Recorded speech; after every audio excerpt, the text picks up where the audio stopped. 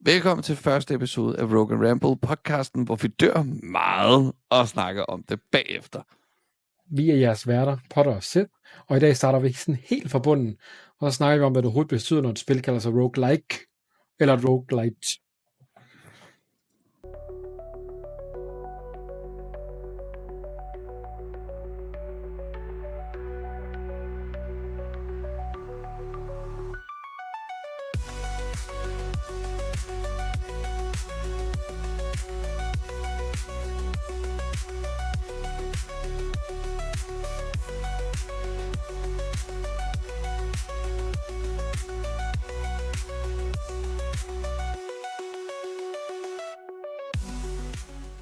Alt det her starter faktisk med et spil helt tilbage fra 80'erne. Det hedder Rogue, og det var ret nørdet.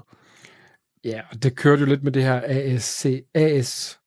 ASCII-grafik. Se, det er ret nørdet, jeg kan ikke engang være med. Og det er dem, der ikke ved, hvad det er. Så var det den har du bedre styr på, American Standard. American Standard Code for Information Interchange. Lige præcis. Og der er nogen, der stadigvæk er med, så er det jo det her med, at det er små tekst, der sådan kører rundt på skærmen. Man kunne ikke mere end det dengang. Men det var en kæmpe inspiration for hele genren, vi kører på i dag. Ja, og det var udviklet af Michael Toy og Glenn Wickman. Senere, ret mange år senere, blev det udgivet af et firma, der hed Apex. Og hele essensen i spillet var noget med at finde en amulet of Yendor, eller hvad, Michael? Ja, der var både permadeath, der var procedural generated baner. Så hvis du døde, så du siger, at der var permadeath, eller jeg siger, at der var permadeath, så starter man helt forfra, så er der helt nye baner.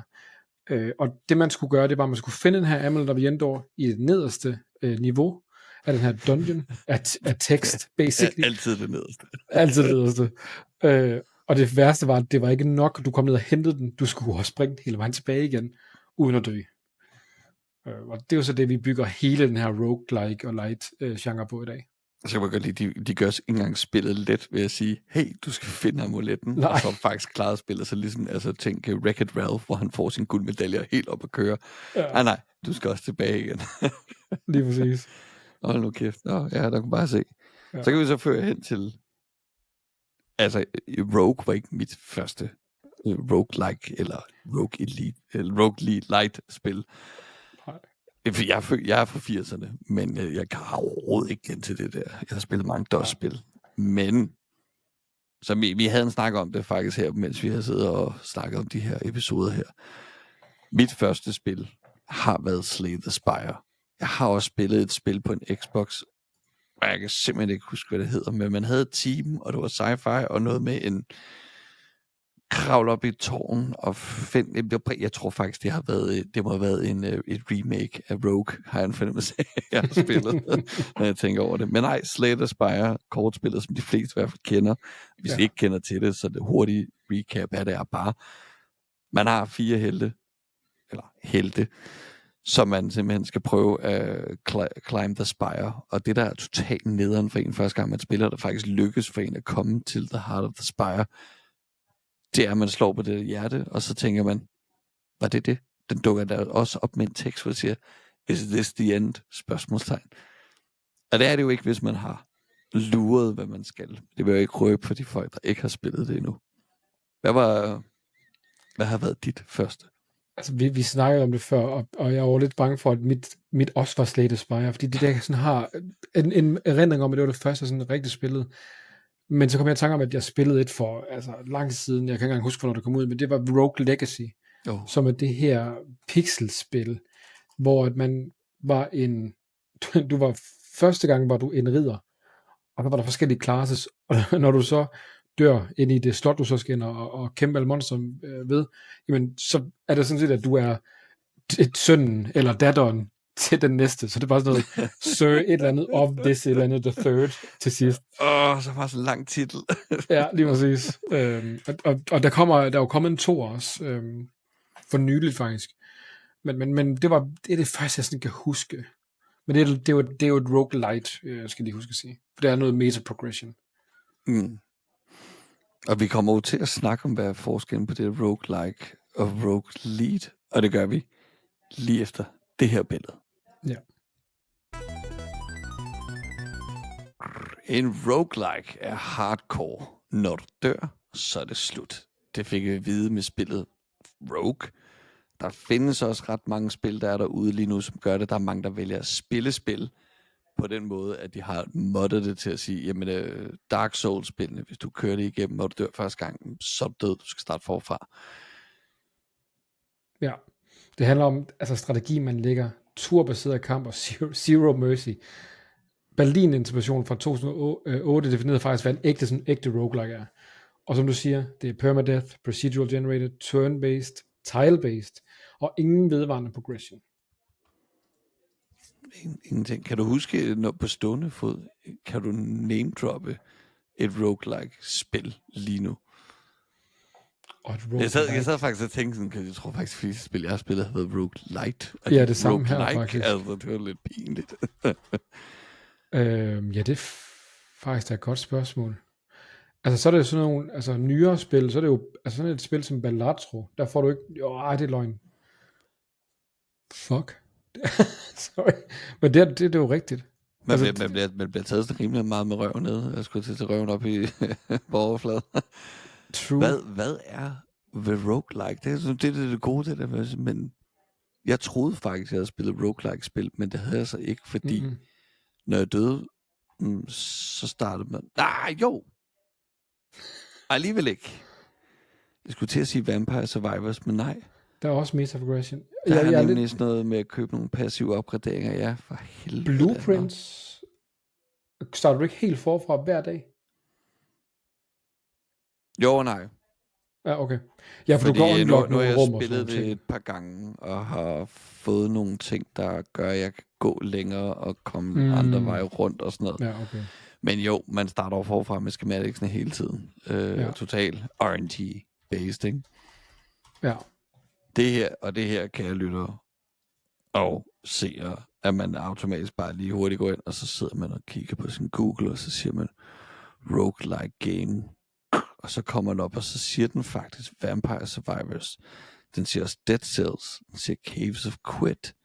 Den siger Enter the Gungeon. Og den siger Hades. Men alle sammen har jo en form fra progression i sig. Så vidt jeg ved. I hvert fald. Jeg er lidt i tvivl med Dead Cells. Det har jeg ikke helt... Der er der noget... Jeg mener, der er meta-progression også. Der er i hvert fald noget med, at du kan unlock våben, som så kan jeg mener, de kan opgraderes. Men så må vi jo gå ud fra af roguelike-spil. Jo, jeg tror, jeg har... Nej, men det har jeg heller ikke. Det er også Don't Starve, sgu da. Undskyld, mit franske. Don't Starve Nå ja, det er... Ja, det er et roguelike. Er du død, så er du død. Det er en der roguelike survivor-spil. Det har vi også snakket om, at vi skulle sidde og streame sammen, og så sidde og anmelde det. Ja. Og jeg har snydt lidt og prøvet at spille det lidt igen i Don't Starve Together, og der gik... der gik 10 minutter, så var det spil slut. Ej, det er simpelthen pinligt, at man kan stå lige og sige, hvad fanden er roguelike egentlig? Der er røvirriterende, når man ikke kan komme på et, når man egentlig gerne vil sige noget om et. Altså, der er jo nogle lister på Steam, vil jeg sige, hvor sådan nogle spil som Tales of Mash'Ile, som er fra 13, der er Actual Permadeath i Tangle Deep, andet spil. Det er også turn-based. Der er jo ingen af dem, du siger, det siger mig noget som helst. Det hele. De fleste spil er faktisk dårligt. Er sat på den nederste linje en top 25. Men det mener jeg også har en altså sådan en passiv udvikling i baggrunden. Det er egentlig sjovt. Ballionaire, det kender jeg ikke. Og Ballionaire, jo, det er rigtigt nok. Det er også... Gunfire Reborn? Ja, det har også... Jeg ved faktisk ikke, om jeg er med til progression, men Ballionaire, det er rigtigt. Det er sådan et plinko, ved du hvad det er? Nej. Det er du har en bold, det er sådan en gammelt spil, jeg tror fra 80'erne, måske 70'erne, hvor du har en bold, og så er der en masse sådan nogle søm på et bræt, hvor du så skal have kuglen til at lande. Man kan godt, der er nogle gamle drukspil og sådan noget på YouTube, hvad hedder det, Jimmy Fallon der lavede. Det her, det er ikke for børn. Nej, hvor du sætter sådan noget, ja, drukspil. Så har han måske sat appelsinjuice, eller han har sat tunvand ned i bunden, og så sætter man en bold op i toppen, og så er det random, hvor den lander henne. Jeg skulle til at sige, det er jo sådan nogle gamle forlystelser ude på parken. Lige det præcis. Faktisk. Det hedder Plingo, eller tror jeg nok. Nå. Og Bolignere er et Plingo-spil, hvor du så kan placere forskellige ting, sådan noget som en kaktus kan du placere. Hvis den så ikke bliver rørt, jamen, så får du $400. Og så gælder det om at få flere og flere penge i løbet af runderne. Jeg forstår ikke spillet, men det er meget sjovt, men jeg forstår ikke spillet. Jeg har spillet det en lille smule. Der er apropos, hvis vi skulle sige, hvad et roguelike-spil. Hvis man nu spiller Diablo, og jeg ved, du har haft din færmtid med Diablo, ikke? En lille smule. Det kun koster 2 kørekort. Ja, lige præcis. Men hvis man har spillet Diablo, og man vælger hardcore, ja, så er vi ude i et roguelike-spil. Ja. Der er ikke noget med, du mister alt. Altså det står der, det er din karakter, så færdig arbejde. Du kan ikke engang hente noget, du håber bare en af dine venner var i nærheden til at loot det der lige der. Lige præcis. Så det samme med World of Warcraft jo. Ja, hardcore også i World of Warcraft. Ja. Hardcore online games i hvert fald, ikke? Ja. Og så sad jeg til Sifu ville jeg også gerne have haft faktisk for et roguelike. Men den har en roguelike structure. Ja. Som er noget andet. Men det var det, der vi kom ind på, som du sagde tidligere med Berlin. Interpretationen, det er fordi Berlin har skrevet regler om, hvad er et roguelike og hvad er et roguelite. Og det sagt, lad os lige segway den videre hen til tredje del, eller hvad man skal sige. Hvad er roguelites? Så er det næste generation af roguelike games kom. De er nemlig power-ups med combos, save points og håb. Roguelites bygger på de samme idéer, men er mere tilgivende. Du dør stadig, men det bliver også lidt stærkere hver gang. Det er som at tage et roguelike, og smide det ind i en blender med sådan noget Metroidvania og action. Og her er det sådan nogle eksempler som Hades, Dead Cells, Rogue Legacy, som jeg talte om tidligere. Det ligger i den her. Fordi man bliver stærkere. Og det bliver det ved jeg ikke. For mig bliver det ikke nemmere, men for normen bliver det nemmere. Jeg vil sige, de spil, jeg har oplevet, hvor det faktisk bliver lettere, det er sådan et som det danske firma Ghost Ship Entertainment, Deep Rock Survivor, som kommer i fuld udgivelse til september her i år. Og når jeg siger i år, snakker vi det salige år 2025. Og så du sad nogen og så den her video 5 år, så vi så tænkte, hvad fanden snakker det om? Det er bare ude i 5 år, hvad snakker men deres Survivor-spil er et roguelite-spil. Og der vil jeg så sige, at dør du, så mister du alt, hvad du har på din karakter. Men til gengæld har du alle de der passiver, som du så køber og opgraderer og gør noget videre med. Og der vil jeg så sige, at spillet føles faktisk lettere. Jeg blev nødt til at dø rigtig mange gange og købe power-ups og sådan noget, før jeg kunne komme sådan lidt videre i det. Jeg kunne komme langt, men jeg fik ikke noget ud af det, fordi jeg ikke farmede de der ting, man skulle bruge i det. Ja. Og der vil jeg sige, de er i mine øjne tilføjet en sådan ny mekanik til roguelites i form af resource gathering. Man har taget den lidt, der var lidt af det i Hades-spillene. Jeg aner ikke, om der var noget af de andre, men det var der ikke i Vampire Survivors. Det var der ikke i Slay the Spire. Nej, men Vampire Survivors havde den der med, at du skulle unlock våbne, eller det du kunne bruge til at evolve våbne.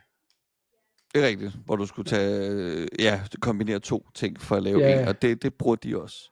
Ja. Og det bruger de ret meget, og det blev sådan den nye populære ting inden for roguelites i hvert fald, ikke? Jo. Jeg ved også, at i år kommer der deres Deep Rock Galactic Rogue Core, som er et 4-spillers roguelite, må jeg nok hellere kalde det, game. Jeg tror nok, de satte sig på et roguelike.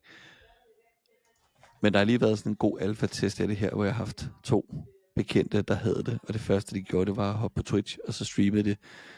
og et eller andet sted mellem linjerne kunne jeg godt læse, der stod, fuck dig. Du har det ikke. Jeg er så stor Deep Rock Galactic fan, at det er helt åndssvagt. Nej, jeg vil sige roguelites. Hvad har du en favorit? Men jeg synes, altså sådan et Vampire Survivors, synes jeg er meget godt. Men jeg har også faktisk begyndt at hoppe lidt væk fra den der med, at det skal være bullet hell, og det skal være våben og sådan noget. Altså Balatro, eller Balatro, eller der ligger en video på nettet, hvor han siger det rigtigt. Tænk du en italiener. Ja, lige præcis. Altså, det synes jeg jo er fedt, fordi at det tager et så simpelt spil som poker, og ændrer det til, at det overhovedet ikke handler om poker, for jeg kan ikke finde ud af at spille poker i virkeligheden. Men det er fedt at kunne lave de her komboer, hvor man sådan, okay, hvis jeg placerer kortet til højre, så sker det her. Hvis jeg placerer det helt over til højre, så sker der noget andet. Men et af mine... Undskyld. Så jeg skulle sige, jeg tror faktisk, du vil kunne lide Inscription, så. Det er det er ja, det ved jeg så ikke. Altså, det er jo også du lægger din kort på en bane foran dig. Jeg mener, der er 4. Nu sidder jeg her og gør det foran. Jeg er sådan en, der er meget visuel med mine hænder, hvis folk undrer sig lidt over, jeg sidder hele tiden. Men man har et grid på 12 felter i alt. Modstanderen har de 4 felter, og du har 4 felter, og så er der nogen imellem. Og så lægger man sin kort ned, som er wolves, rabbits eller et eller andet, og så angriber de i den række, der er foran en. Og så kommer vi. Det er også det, hvor man skal tænke sådan strategisk på den måde der. Og det er jo sjovt, du sagde det der, fordi du sagde Bulletstorm, og det var det der med Bullet Hell-spillene nemlig. Det er, altså da jeg spillede Vampire Survivors, så tænkte jeg jo ikke, der er sgu ikke noget, der hedder Bulletstorm. Det spil, jeg sidder og spiller lige nu, det tager mig tilbage i starten af 90'erne, og nede på den lokale Kina-grillbar, hvor man venter på sin burger og pomfritter eller whatnot, og så propper man en 5'er ind i arkademaskinen dernede ved grillbaren, og så er det det, der man spiller. Og det var jo, det var jo, her nu står du og spiller indtil din mad er færdig, og så bliver du nødt til at gå, eller til du dør. Og der var ikke noget progression i det. Altså, eller det var der sikkert nok, hvis man gad. Det eneste, man kunne se af progression, det var, at man kunne slå highscoren for den der idiot, der bestiller mere mad end mig, ned for den der grillbar, ikke? Hvor man kun kunne skrive initialerne, ikke? Ja. Altså, da jeg så det, der var jeg bare sådan, fuck, det tager mig tilbage. Og jeg elsker 8-bit. Altså, det er jo folk, der ser mig på Twitch også tænker, at han spiller ret... jeg har en del 8-bit-spil i hvert fald, jeg har spillet. Og jeg har spillet uanede mængder timer af Vampire Survivors. Og jeg har prøvet i lang tid at være det, der hed være med i Club 100. Som handler om, at du hele tiden skulle være på at være 100% i spillet. Fordi er der noget udviklerne gjorde, så var der introduceret nye ting hele tiden. Ja. Og så kaldte det bare mig at få de der achievements til landet. Nu er jeg ikke, jeg er Club 50 nu. Der kommer så meget nu, hvor jeg ikke har kunnet følge med. Altså jeg også, efter alle de der collaboration DLC'er kom, der hoppede jeg også lidt fra. Ikke fordi jeg har noget imod det, men der var andre spil, der... Der er nemlig der kom nogen, der var inspireret af det, de har lavet, og det er det, der altid vil være i det her. Det er også en af de sidste ting, jeg tror, vi snakker om i sofaen og nogle andre ting, way back. Ja. Det var, man får ikke tid til at nyde sit spil. Der kommer hele tiden nyt, og de har lært at lytte til, hvornår firmaet udgiver noget, og så kommer der noget nyt. Og de planlægger det til lige, nu kom der det der, og så om en uge kommer det her, og nu har vi, Funcoms Dune Awakening, der kommer den 10. juni, med mulighed for at købe det 4 dage før, hvis man gider betale mange penge for det. Men så kan man så sige, det kommer den 10. juni. Jamen så har Hideo Kojima lært, jeg udgiver ikke et spil samtidig med andre. Den 20. juni kommer Death Stranding 2. Så han giver lige folk 10 dage til at spille Dune Awakening. Er det ikke det der running, eller hvad hedder det? Logistics det er Walk Simulator. Ja. Der er guns med, men altså, du er Postal Service i Walking Simulator med en baby. Så hvis nok er et batteri. I don't know.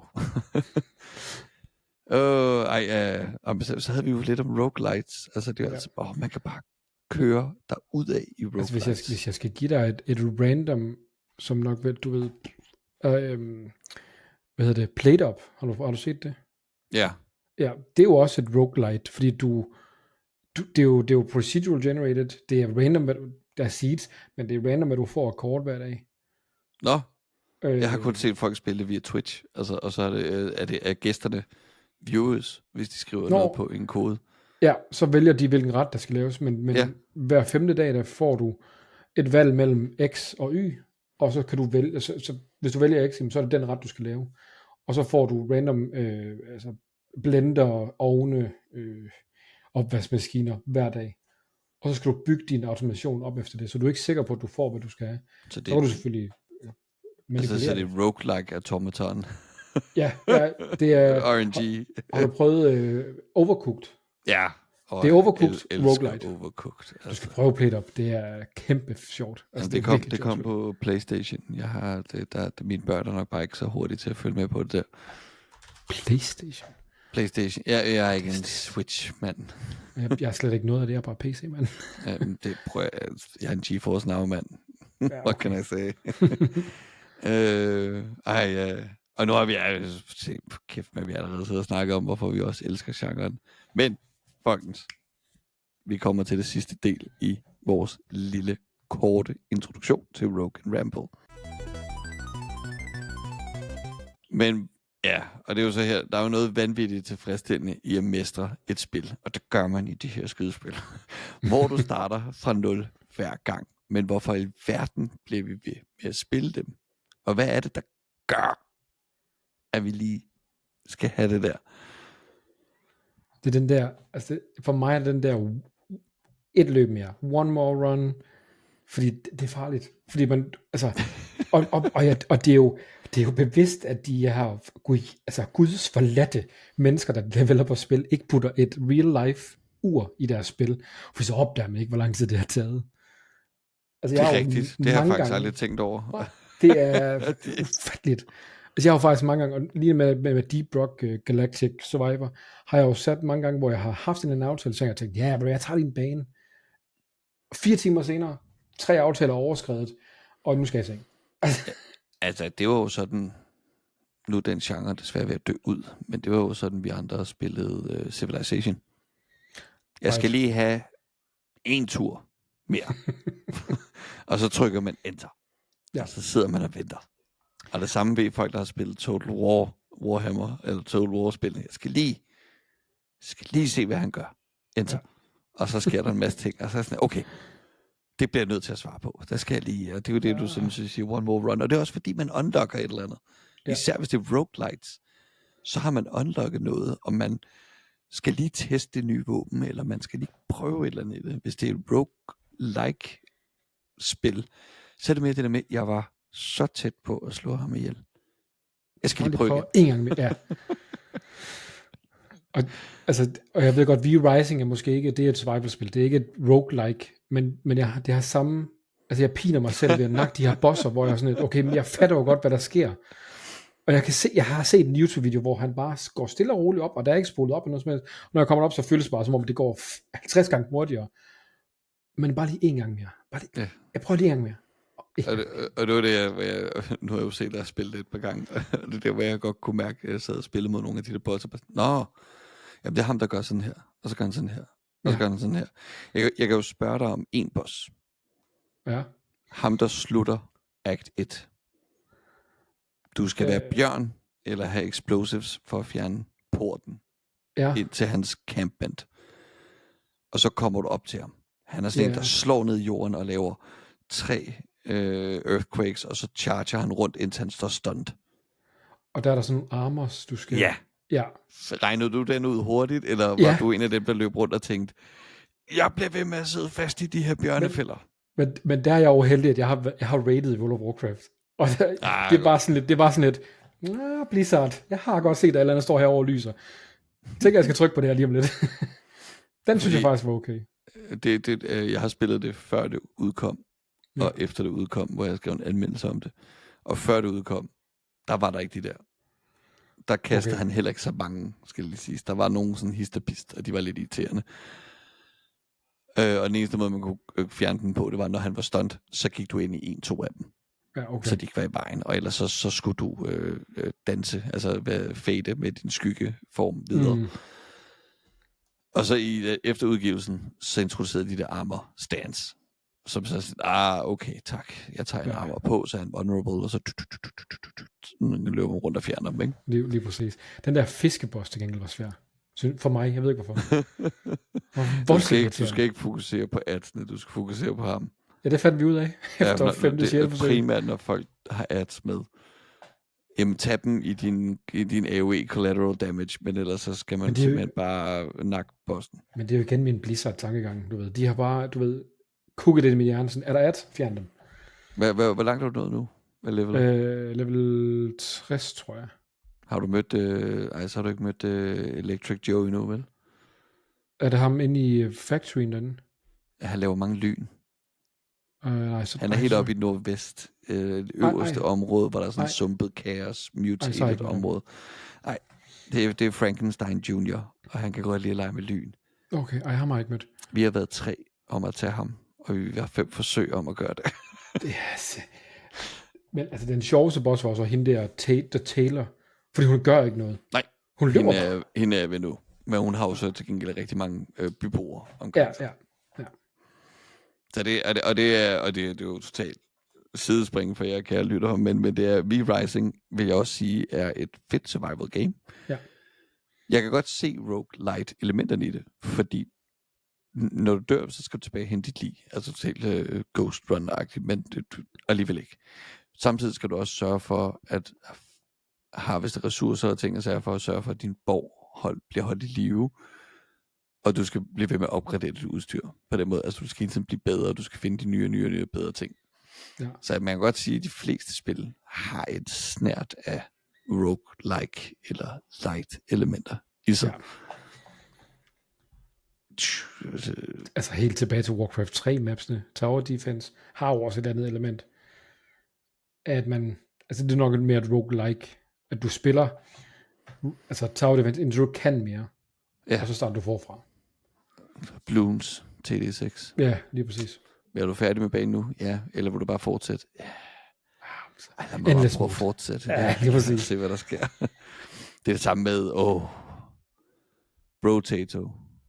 Yes. Det er godt. Og der stopper jeg altid mode. På wave 20. Jeg skal ikke endless mode. Jeg har sat mig for at gennemføre med alle kartoflerne på sværhedsgrad 5 lige nu. Okay. Jeg gjorde det med 1, og så blev baggrunden guld. Og så gik den der achievement hårdt op i mig. Bare ja. Og nu skal jeg dem alle sammen igennem. Og nu har jeg også set, at der er Twitch-streamer, der har sådan en, der siger, og det er jo deres roguelike udgave af det.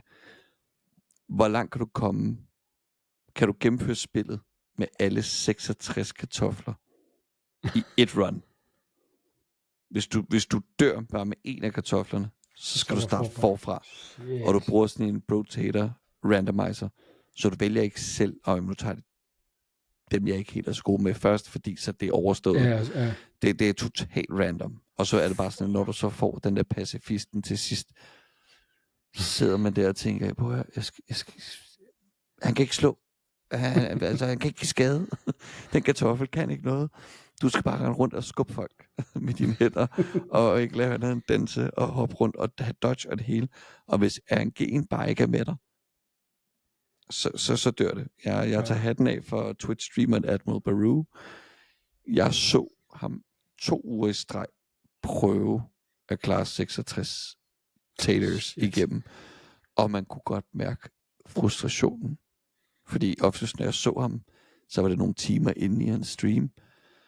Og da jeg så dagen før, der var han måske på 48 ud af 66. Og da jeg så tænder for min stream, så står der 2 ud af 66. Så jeg bare, nej. Og så er der straks nogen, der har lavet link om, hvordan det gik galt af muligt andet. Og det er bare sådan, Man kan også mærke, når han døde. Altså, der kom de der... Og så blev der ikke sagt mere, så var der bare stille, og sådan, okay, der har muted en mikrofon. Eller andet. Og det sjove med de spil er jo, at det har jo bragt en ny genre af spil, der hedder de her rage-spil. Den der, jeg kan ikke huske, hvad det hedder, det der, hvor der sidder en mand i en tønde med en hammer, hvor du skal højere op. Og så er der One Way Up, Chain Together, alle de her spil, hvor der sådan, det er jo lavet til Twitch-streamer for, at de kan rage. Ja, den der med hammeren, det er der er Over the Mountain, eller sådan en, der hedder. Ja. Over the Top, tror jeg nok. Ja, Over the Top, ja. Altså det der Chain Together-spil, ja, det er også, hvad hedder det, Carry the Glass, tror jeg det hedder, hvor du skal have en glasplade, og det er 2-personers spil, hvor du skal have en glasplade op, det ser fucking sjovt ud. De har lavet det med en kiste også, hvor man går, hvor man skal transportere den døde fra landsbyen til, hvor han døde, og så igennem et eller andet, uden at det går galt, og man kan jo gå til højre og venstre. Den ene styrer højre og venstre, den anden styrer frem og tilbage, og så totalt kaos, hvordan det går. Vildt. Ja, det kan jeg godt huske. Nå, jamen, ja. Det er sagt. Når det er så sagt, skulle jeg til at sige, så vil jeg bare sige, det her, det var alt for i dag. Næste gang kaster vi os ud i vores første Rogue Light, ser for den her skyldanmeldelse. Og vi starter med, og det hurtigt kan godt se, at jeg har pauset klippet de der. Vi starter med Call of the Lamb i en co-op udgave, og det bliver et collab stream together, tror jeg nok, det hedder på Twitch, mellem Potter og Seth. Og jeg tror faktisk, at I kan søge på mit navn, så dukker Twitch-profilen op. Er noget kringlet med dit navn? Ja, det er det. Det er jo fordi, at på YouTube hedder jeg The Potter XD, fordi Potter XD var taget. Og så har der været nogle mennesker, der har været inde. Anekdote, en meget kort anekdote. Jeg havde en Teamspeak-server på tidspunkt, da jeg var stor på YouTube. Så sidder vi og spiller på tidspunkt, så kommer en lille dreng ind, og hvis du er her i dag, hvis du lytter med, please giv dig til kenden, for så jeg kan sige undskyld til dig. Men vi sidder på Teamspeak, jeg sidder og snakker, jeg sidder i et åbent rum, der kommer sådan en lille dreng ned og siger, er du den rigtige Potter? Og så svarer jeg, nej. Og så hører jeg bare den der, user disconnected from your channel. Jeg har aldrig hørt ham igen. Jeg ved ikke, hvem det er. Jeg nåede ikke at se, hvem det var. Fordi dengang, altså du havde ikke logs. Jeg havde ikke logs i hvert fald. Så jeg ved ikke, hvem han er. Og det er jo så startet, at nu spørger folk, om jeg er den rigtige Potter. Og nu hedder jeg det på Twitch. Den rigtige Potter er på Twitch. Og han må jo prøve, det er jo 15 år siden, så manden må jo være 20-25 nu, ikke? Altså det er det, der er så grimt med det. Altså Seth Duck, det kommer af Star Wars kærligheden heroppe, kan man godt se det på baggrunden. De fleste voksne kan godt finde ud af at sige det. Samtlige børn, jeg arbejder med, kalder mig shit duck. Jeg har overvejet, om jeg skulle have sådan en kaffekrus med sådan en lort i en Jedi robe. Jeg er slet i tvivl. Men uanset hvad, hold øje med vores Twitch-profiler. Der vil også stå i vores beskrivelser til den her video faktisk et link til vores Gamersofa-afsnit, hvor vi snakker om World of Warcraft koster 2 kørekort. Hvorfor det er sjovt, det er sådan et totalt intern joke for Potter og jeg. Men det er den video, vi optog. Jeg tror faktisk, det var den første video, vi optog sammen for sofaen. Det tror jeg faktisk. Var det ikke også den? Ej, vi optog flere efter, men det var den første, vi optog. Jeg tror, den første, og det er den, der har fået flest views. Og flest dislikes. Og flest dislikes, fordi at, vi snakker om, at World of Warcraft koster 2 kørekort. Men det er der jo mange sjove anekdoter og historier til. Og så den link smider jeg ned i beskrivelsen i hvert fald, eller så dukker den op et eller andet sted, hvis jeg kan sådan totalt trylle, så siger jeg her. Så det kan være, den dukker op lige i hovedet på mig selv. Og ellers er den i beskrivelsen. Og samtidig vil jeg også lægge op til nogle beskrivelser, eller link til Potters YouTube-kanal, hans Twitch-profil, og min Twitch, og YouTube-kanal, må det være. Jeg skal se, om vi laver en Rogue & Ramble YouTube-kanal, eller om vi egentlig bare skulle uploade det på hver vores, og så må det være det. Ja. Yeah. Det er sådan det der med mig og YouTube, det er en... Det er sådan en sjov ting. Nu har jeg siddet og set på mange af de der børne-YouTuber, kalder jeg dem. Undskyld, Judex, Shadys, Nat, Morten, Kom Keen. Men det er lidt, hvad jeg er. Det er mine 6-årige, der sidder og ser jer. Det er ikke de 10-12-14-årige, der sidder og ser jer. De ser Mr. Beast, eller fandt du det. Men når de taler, og jeg ved ikke, om du har lagt mærke til det, du var jo i YouTube-verdenen dengang. Ja. Introducerede du dig selv sådan her? I dag skal jeg og Potter sidde og optage en fed podcast, hvor vi snakker om roguelite og roguelikes. Det bliver helt vildt. Følg med og se godt efter. Nej, aldrig. Men det var der nogen, der begyndte på. Ja, og nu gør de alle sammen. Ja, lige præcis. Der var også en, undskyld, Mr. Kvæner, hvis du bliver ramt af det her nu, men han var meget, når han snakkede i videoen, så var han meget lys stemme, og meget entusiastisk, og meget in your face, og da man så snakkede med ham på Discord, så var han bare stille og rolig. Han havde lidt PewDiePie-syndromet. Jamen, det er det der med... Jeg ved det ikke, jeg beklager. I må gerne sende videoen tilbage til mig, hvor I siger noget til det. Det kunne være skideskægt. Jeg synes, det kunne være hylemorsomt i hvert fald.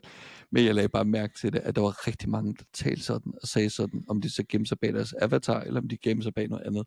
Så blev jeg sådan lidt, er det sådan, man får views hos 6-årige, eller et eller andet? Nej, okay.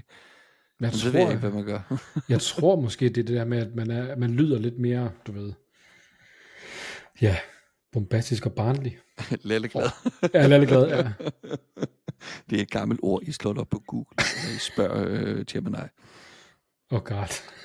Det kan man godt. Nå, men simpelthen det er sagt. Næste gang, så kommer der livestream, og det bliver med Call of the Lamb. Jeg skulle til at sige noget helt andet der, det var ikke der. Og inden jeg smutter, så har Potter også noget at sige. Ja, og I skal huske at subscribe på den her. Husk at like den. Jeg tror nok, det hedder Spotify, der kan du give den stjerner, så nok, please give den, det, hvad det nu var. Hvis der er noget i, hvis I giver den en stjerne, hvis I bare giver den en stjerne, så please fortæl os, hvad det var, vi kunne gøre bedre. Hvis vi nu for eksempel laver clickbait med titler, man faktisk ikke snakker om de 2 kørekort i videoen, så fortæl os det, så skal vi nok fikse det. Giv os 5 stjerner, så vil jeg også meget gerne høre, hvad det er, vi gør pissegodt. Vi kan bruge sådan noget. Og så husk at følge os på de sociale medier. Hvis vi laver en YouTube-kanal, så skal vi nok fortælle jer om det. Og ellers så følg os på Twitch, og følg os på YouTube, og jeg er jo sådan set også på TikTok. Jeg ved godt, du er lidt ældre end mig, men jeg er lige præcis. Ikke at jeg har uploadet det helt vildt store. Jeg har været live en gang, fordi jeg har alt muligt mærkeligt. Jeg har lavet nogle krumspring. Jeg kan gå live. Jeg skulle sige, please fortæl mig, at du står med en kat i hånden, og så laver du et eller andet, så bliver du til Black Panther eller sådan noget. Jeg har lavet også noget totalt fedt content som forsikringsspørgsmål, man ikke vidste. Hvis du for eksempel, at det er din indboforsikring, der dækker dig, hvis din kuffert bliver stjålet på din rejse, og ikke en rejseforsikring. Det var jeg med på. Men det er kun fordi, jeg har lige siddet og læst op på Lærerforeningens, tror jeg nok det hed, forsikring. For jeg fik at vide, at det var noget, jeg kunne join. Ja, det er sådan en lukket klub. Ja, åbenbart. Ja. Jeg er hos dem, jeg ikke vil nævne, fordi det var dem, der sørger for, at du vil nok røge ud af en Facebook-gruppe. Right, ja, okay. Okay, modtaget. Det opdagede jeg lige, da jeg læste sådan, det er sgu da mit. Nå, okay, ja. Imponerende. Ja, det er et rant, vi ikke skal ud i, tror jeg ikke lige nu. Der sker rigtig mange sjove ting, hvis man gider at følge med i, hvad vi laver i hverdagen. Vi laver også mange af de her totalt random af snak. Det er længe siden, jeg er blevet smidt ud af en Facebook-gruppe. Og det er sjovt, at jeg jo ikke engang blevet smidt ud af Facebook-gruppen. Dem, der forsvarede mig i kommentarfeltet, er blevet smidt ud af Facebook-gruppen, og reglerne er blevet lavet om. Så jeg må ikke længere kommentere. Så alle... Det er jo the wave. Alle der, når du startede med at kaste ringen ned i vandet, og så skræder du bare ud af. Lige præcis. Tusind tak for det, Michael. Vi ses til livestream folkens derude. Det gør vi. Og ja, som du sagde, Spotify, det er oprettet. I kan høre det. Jeg regner ikke med at smide en video op på det, så jeg håber, I kan få noget af lyden. Til næste gang. Vi ses.